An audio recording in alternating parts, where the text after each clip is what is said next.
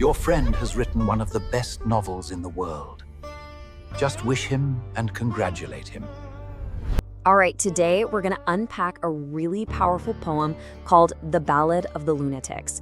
And trust me, it's a chilling look at a ruling class so corrupt, so completely detached from reality, that their actions start to look less like bad policy and more like actual madness. You know, normally we'd start at the beginning, but I want to jump straight to the end, to the poem's final knockout line. This single sentence is basically the key to the whole thing. It gets right to the heart of this terrifying idea that when you have enough power, your madness doesn't just get ignored, it gets to rebrand itself as intelligence. So who exactly are these lunatics at the center of the story? Well, the poem doesn't waste any time introducing them, and right away, the picture it paints is unsettling, to say the least. Okay, so let's be really clear here.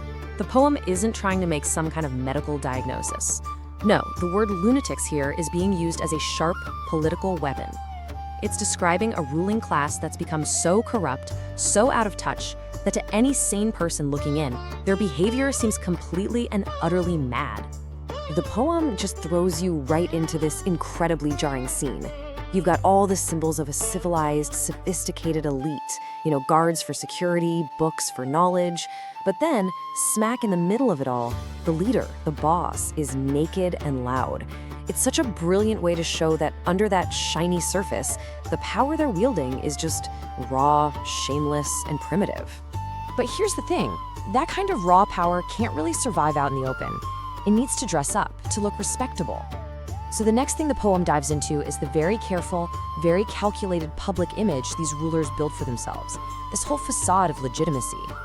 And wow, this contrast is just so revealing.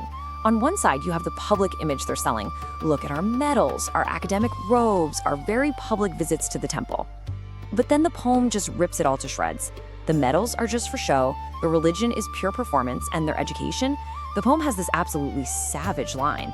Even 8th grade was never born. Ouch. And this right here? This is the propaganda that keeps the whole charade going. This quote shows you their playbook. They just declare themselves the most educated, and then they create this perfect, self-serving loop. We're the leaders because we're the smartest, and we're the smartest because we're the leaders. It's an argument that's impossible to beat because it's designed to lock everyone else out. Okay, so that's the public face, the mask they wear. But behind that facade, the poem starts to show us where their power really comes from. And let me tell you, it is built on a foundation of pure crime. It's time to open up that cupboard and have a look at the skeletons. And the poem gets incredibly specific. This isn't just vague corruption, it's a straight-up rap sheet. We're talking stolen gems, secret vaults full of weapons, illegal liquor operations, and just flat-out seizing wealth from the people. That line, the underworld treading everywhere, just nails it.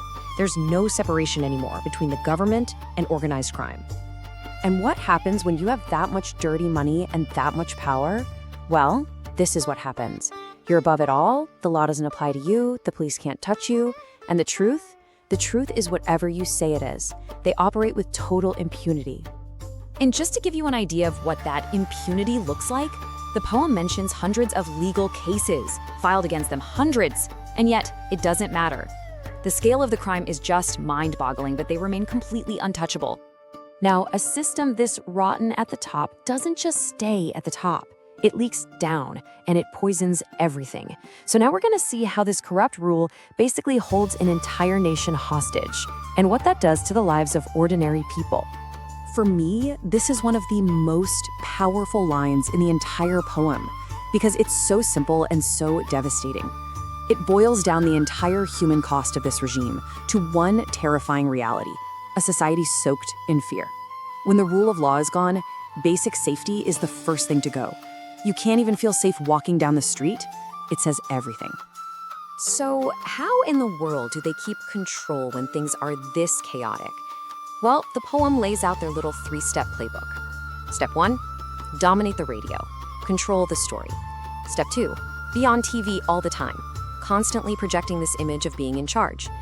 And step 3, the most important one, stay wrapped in the thieves' crowd. Surround yourself with your corrupt buddies so you're all protected. And all of this brings us back to where we started, to the poem's powerful and deeply chilling final warning about what happens when a society is forced to live under these conditions for too long. And here it is, the final twist. It's brilliant. The poem suggests that the people aren't just helpless victims. The country watches, silent, learning the art. That implies their silence isn't just fear, it's a kind of education.